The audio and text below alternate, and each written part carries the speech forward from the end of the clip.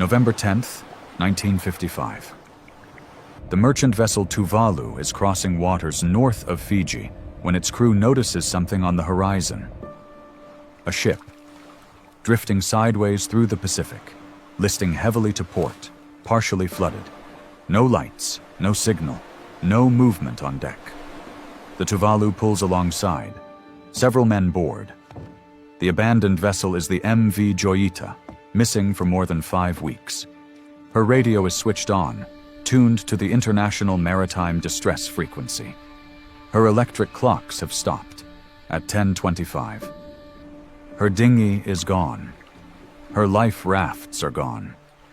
And so are the 25 people who left Samoa aboard her. The ship was found. The 25 people were not. Joyita had not been built for hardship. She had been built as a private yacht. Constructed in Los Angeles in 1931, she was commissioned for Hollywood film director Roland West. Her name came from the Spanish word for little jewel. In her early years, she moved through the waters of Southern California as a comfortable private vessel. Polished wood, clean decks, wealthy owners. Then the world changed. During the Second World War, Joyita entered service as an American naval patrol vessel in Hawaiian waters. After the war, she changed owners, crossed the Pacific, and was repeatedly modified for new purposes. By 1952, the former luxury yacht had reached Samoa. She was no longer a jewel of the California coast. She was now a working ship, carrying passengers, supplies, and cargo between isolated Pacific islands. Her captain was a British sailor named Thomas Dusty Miller. By then, Joyita possessed one unusual characteristic. Large quantities of cork had been installed inside her holds as insulation. Combined with her wooden construction, the cork gave the vessel exceptional reserve buoyancy. Flooding could disable her. It could leave her without power. It could force her low into the water and produce a dangerous list. But sinking her completely would be difficult. Miller knew the vessel. He understood how she had been built. He understood what she could survive. That knowledge creates the central question of this case. What could make an experienced captain leave a ship that was still capable of remaining above water? When Joyita was eventually found, she was damaged, flooded, and abandoned. But she was still there. Everyone aboard her was gone. Apia Harbor, Western Samoa. Joyita was preparing for a routine voyage north to the Tokelau Islands. The journey covered approximately 270 miles. Under normal conditions, it should have taken about 2 days. But Joyita was already 1 day behind schedule.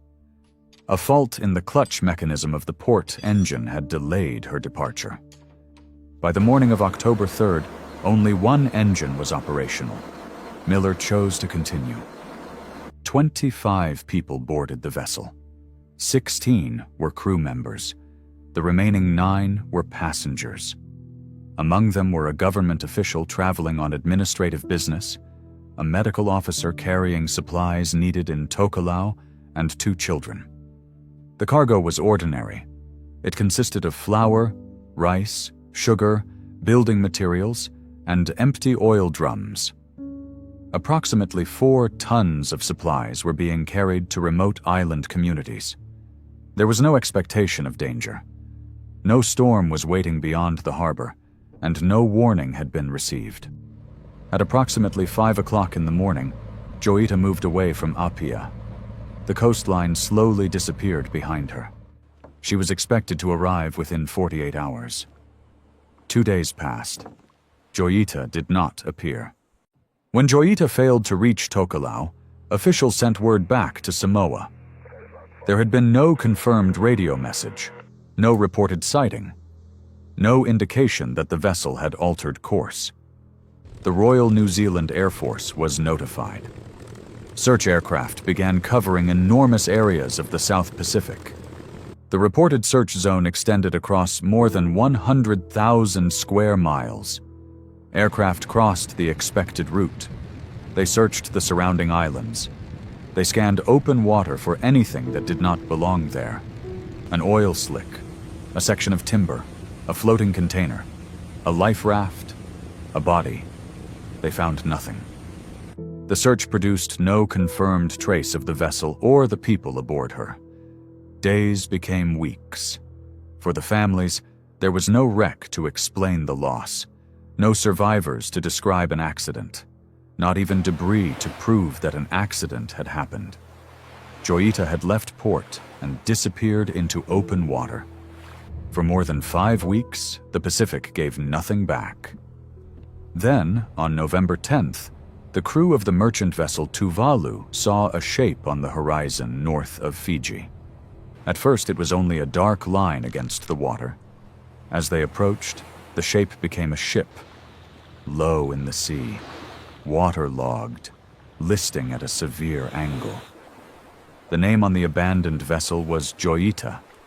She had traveled hundreds of miles away from her intended route, and she was still afloat. The men who boarded Joyita found a vessel in serious condition. She was listing roughly 30 degrees to port. Water had entered her lower compartments. Parts of the superstructure were damaged.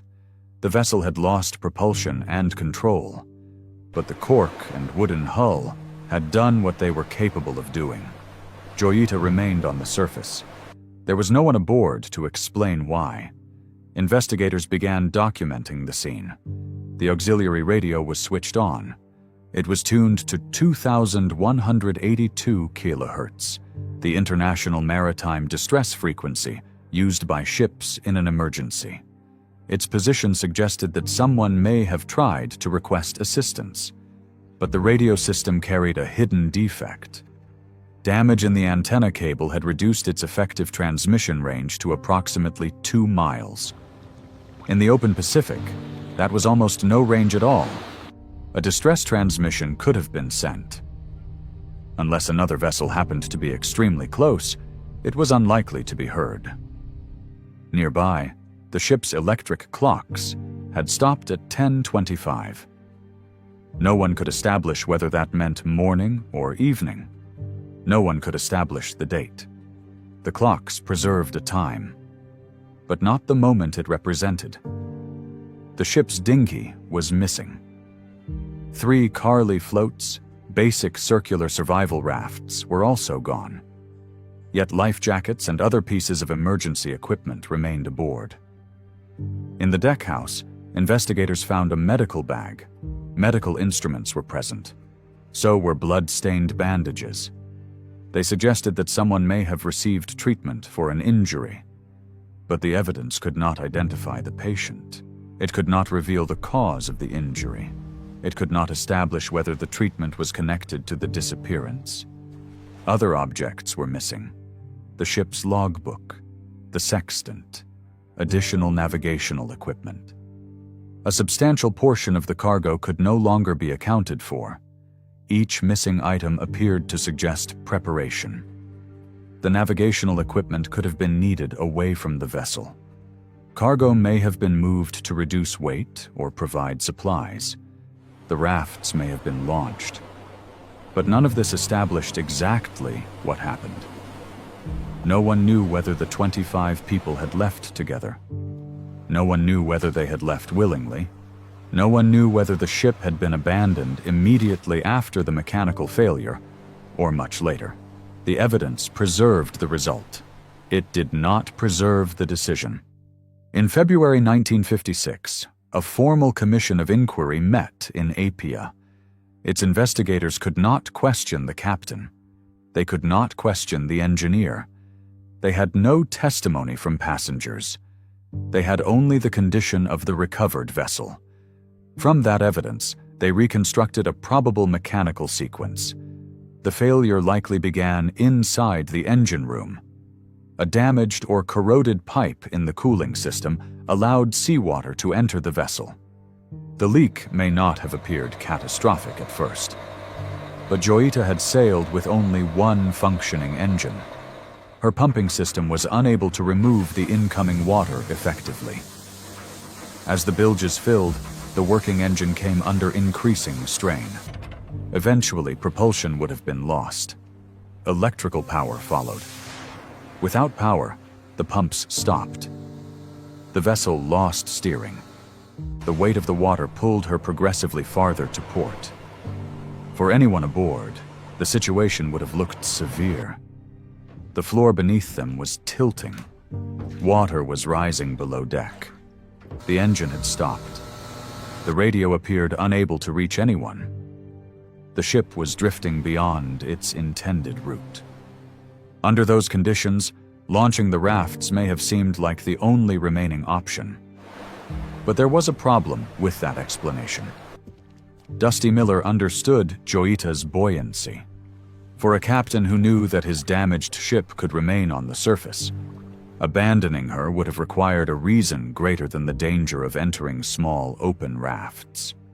Was the list becoming so extreme that remaining aboard appeared impossible?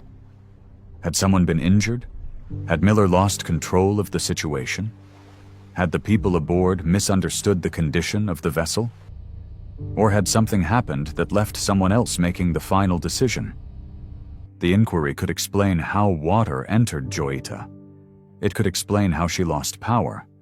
It could explain how she drifted. What it could not explain was the moment when 25 people chose, or were forced, to leave the largest and most visible object around them. The leading explanation remains abandonment after mechanical failure. Those aboard may have believed that Joyita was approaching the point of sinking or capsizing. They may have launched the dinghy and the Carly floats. They may also have taken navigational equipment and whatever supplies they could carry. Then they may have attempted to reach land. If so, the ship they left survived. The smaller craft did not return. A dinghy and 3 open floats offered little protection from sun, exposure, dehydration, or changing weather. Without a functioning transmitter, their exact position would have been unknown. Every hour would have increased the distance between them and the drifting Joyita. Every day would have reduced the chance of being seen. This is the explanation most consistent with the mechanical evidence. But it does not answer every question. It does not identify the injured person suggested by the blood-stained bandages. It does not establish who made the decision to leave. It does not explain why none of the missing survival craft was ever conclusively identified. A second possibility is that an injury or breakdown of command changed the decisions aboard. If Miller or another senior crew member became unable to act, responsibility may have passed to someone with less knowledge of Joyita's construction. The medical evidence makes an injury possible. It does not prove who was injured or how. There is no confirmed evidence of mutiny. There is no confirmed evidence of violence between the crew. There is no evidence strong enough to reconstruct a confrontation. It remains a possibility created by missing information, not a conclusion supported by the inquiry. A third explanation appeared in newspapers soon after the discovery. That explanation was outside interception. Rumors claimed that Joyita may have encountered a foreign fishing vessel or been boarded during the weeks she was missing. The absent cargo, the missing logbook, and the blood-stained bandages were used to support those suspicions. But the vessel carried no confirmed physical evidence of an attack. There was no verified gunfire damage. There was no identified attacker. There was no reliable witness. No later discovery connected another vessel to the disappearance. The theory survived because the case contained empty spaces. It did not survive because evidence filled them. The mechanical failure can be reconstructed. The flooding can be reconstructed. The movement of the abandoned vessel can be estimated. The final decision aboard Joyita cannot be reconstructed. That is the boundary between what the evidence explains and what it leaves behind. Joyita was recovered. She was repaired. and she returned to service in the South Pacific. The vessel at the center of the disappearance continued sailing under new ownership for several more years. The bloodstained bandages never revealed who had required treatment.